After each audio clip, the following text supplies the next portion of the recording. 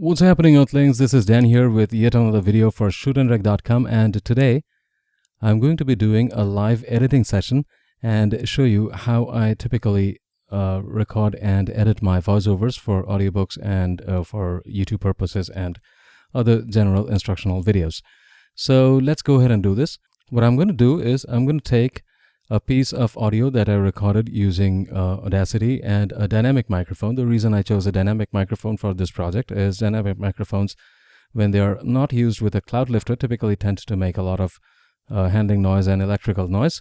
And that would be a good, a good sample, a good case study thingy for this editing session, because I would be able to show you how I typically would remove noises caused by the microphone and a spike in the room tone and my breathing tones, all those things, how to remove all those things and make this audio sound as clear as possible. We are not going to be using any paid plugins, and we are going to be using only the plugins that are available, the stock plugins inside Audacity. So let's go ahead and let's find out how this is done. First, I'm going to play this piece of audio that I recorded. It's a piece of text that I read from a book called The Experiment by Henry Denver. And I'm going to let you listen to this first, the entire audio, and then I'm going to perform the edits right in front of you. So let's go ahead and give this a listen. On the drive into the city, Bob Niles pondered that strange meeting with Otis Cruikshank. Some things about Otis had remained the same: his terseness, his habit of thinking far more than he spoke. But other things had changed. For one, his face seemed not quite so ruddy. There was a layer of gray just beneath the superficial color. Okay, so that's how the audio sounds. Now, you might have noticed that there are a few issues here. Otherwise, this isn't a very particularly noisy recording. This sounds okay to me. Because of the use of a dynamic microphone, there are some, electrical noises, but we are going to try and remove them. And if you notice, there's also some breathing noises which aren't very obtrusive, but if you remove all that unwanted electrical noise, most of the breathing noises are going to be cut down as well. So let's focus on the problems first. The first problem I notice here is this one has a little bit of a spike here in the beginning, which these are actually mouth clicks. So we're going to get rid of that. And there's a little bit of that here in the end as well. So the first thing I'm going to do is I'm going to chop off this section here, because this is totally not needed. This is blank space. And then I have to address this area here, which is supposed to contain room tone, but it essentially contains microphone and electrical noise. So I'm going to select a section here, and I'm going to play it and look at the meter here. Okay, this is the meter here. We're going to take a look at that. Now, if you see, this pretty much touches around maybe 44 minus 45 dB, something like that. So I'm going to select this entire chunk of recording. First, I'm going to pull up the noise gate here. By the way, all of this everything that I'm doing here can be done easily at the click of a single button if you're using the iZotope Nectar plugin suite. This works with Audacity, and I'm going to be doing a separate video on this, but this is a paid thing. So I just wanted to show you that it's available inside Audacity. I mean, it works with Audacity. So I'm going to pull up the noise gate first. And here, the gate threshold is set at 42.70, which pretty much touches the minus 43 dB mark. So I think that should be okay to start with. Let's give this a listen.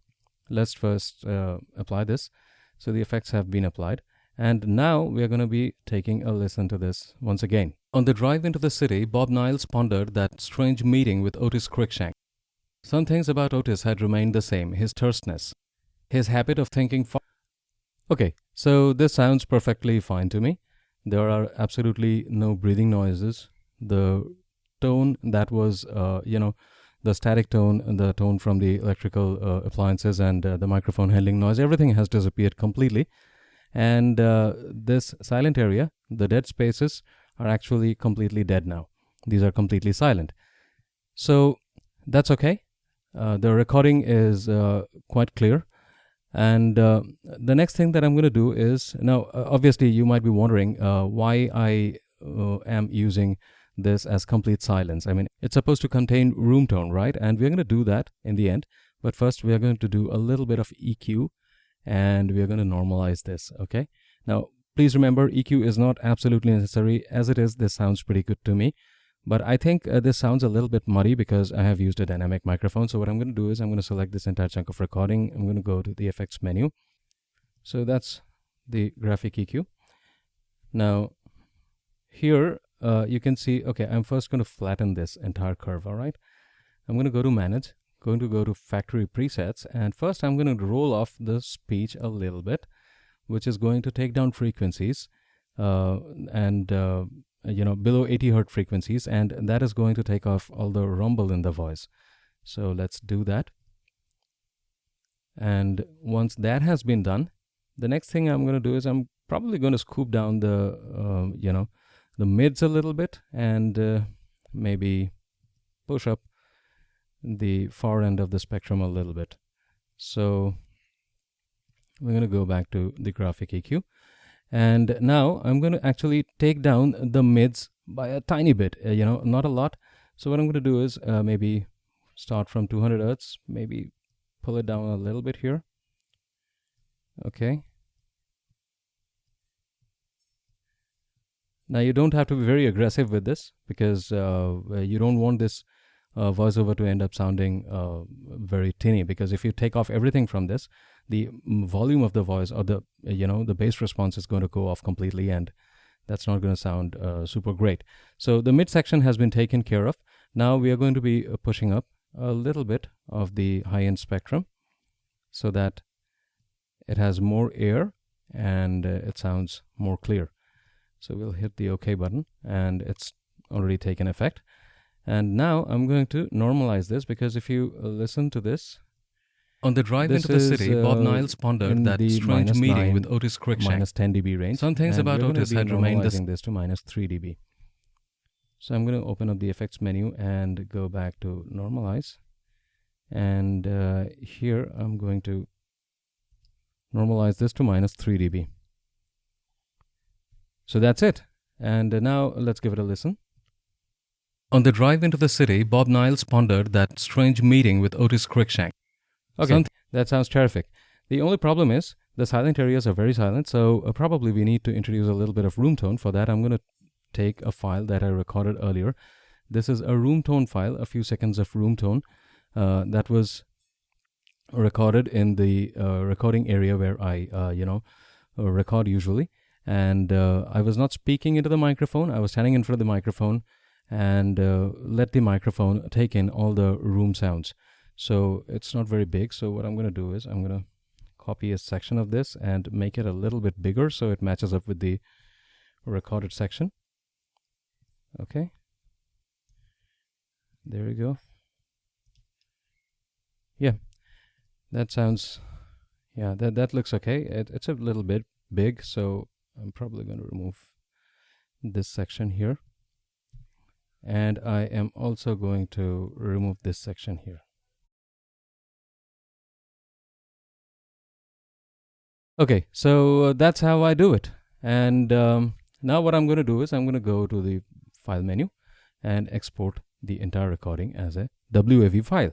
And that is going to take the room tone and the recorded speech, all of this together, and it's going to make everything sound better. Okay, why not actually take a listen to this entire chunk of audio using the room tone, I mean, both of them included.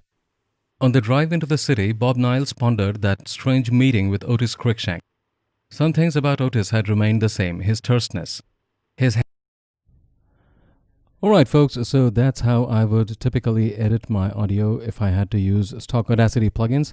Let me know in the comments below what's your editing chain, which effects you use first and which effects you use in the middle, and what's your entire editing chain. I would really love to see what people are using. And also let me know if you are using paid offerings, paid plugins from other companies that integrate easily with Audacity. Thank you. I'll see you again in my next video. This is Dan here signing off. Please don't forget to subscribe to the channel. And if you already have subscribed to the channel, don't forget to hit the notification icon and please share. Thank you. I'll see you again in my next one.